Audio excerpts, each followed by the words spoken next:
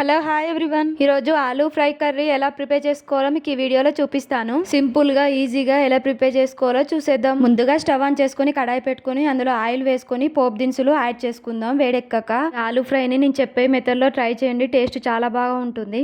పోపు దినుసులు వేగిపోయాక ఇందులోకి సన్నగా కట్ చేసుకున్న ఆనియన్ పచ్చిమిర్చిని యాడ్ చేసుకుని ఒక 2 టమాటాని ఇందులో యాడ్ చేసుకుందాం. ఇందులోకి కొంచెం కరివేపాకును యాడ్ చేసుకుందాం. తర్వాత ఒక 2 మినిట్స్ వరకు పచ్చివాసన వెళ్ళే వరకు మంచిగా వేపుకోవాలి. ఇందులోకి ఒక 4 ఆలుగడ్డలను తీసుకొని ఇలా చిన్న చిన్నగా కట్ చేసుకొని యాడ్ చేసుకుందాం.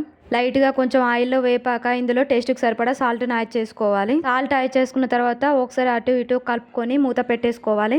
5 మినిట్స్ కి ఒకసారి ఒక 10 మినిట్స్ అలా ఉడకనివ్వాలి. 5 మినిట్స్ కి ఒకసారి తీసి మూత తీసి కలుపుతూ ఉండాలి.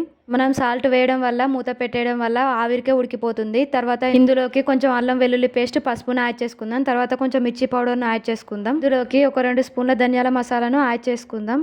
మనం వేసిన ఇంగ్రీడియంట్స్ అన్ని ఆలూకి పట్టే విధంగా మంచిగా అటు ఇటు ఒక 2 మినిట్స్ కలుపుకోవాలి. ఇంగ్రీడియంట్స్ అన్ని ముందే వేయడం వల్ల ఆలూ త్వరగా ఉడికిపోదు. అందుకే ఫస్ట్ సాల్ట్ వేసుకుని తర్వాత ఈ ఇంగ్రీడియంట్స్ అన్ని వేసుకోవాలి. అటు ఇటు ఒకసారి కలుపుకొని తర్వాత మూత పెట్టేసుకోవాలి. ఇలా ఆవిరి మీద ఒక 2 మినిట్స్ అలా ఉడికించుకుంటే సరిపోతుంది. మూత తీసి ఒకసారి కలుపుకుందాం. చూడండి కర్రీ ఎంత బాగా రెడీ అయిపోయిందో. స్లిమ్లో ఉంచి ఉడికించుకోవడం వల్ల ఆలూ త్వరగా ఉడికిపోతుంది. టేస్ట్ కూడా చాలా బాగుంటుంది. మీరు ఎప్పుడైనా ఇలా ట్రై చేశారా? ట్రై చేయకపోతే ఒకసారి ట్రై చేసి చూడండి, కర్రీ పర్ఫెక్ట్గా వస్తుంది. ఈ వీడియో మీకు నచ్చితే ఒక లైక్ ఇచ్చి సబ్స్క్రైబ్ చేసుకోండి. మళ్ళీ నెక్స్ట్ వీడియోలో కలుద్దాం. అంతవరకు బాయ్ బాయ్.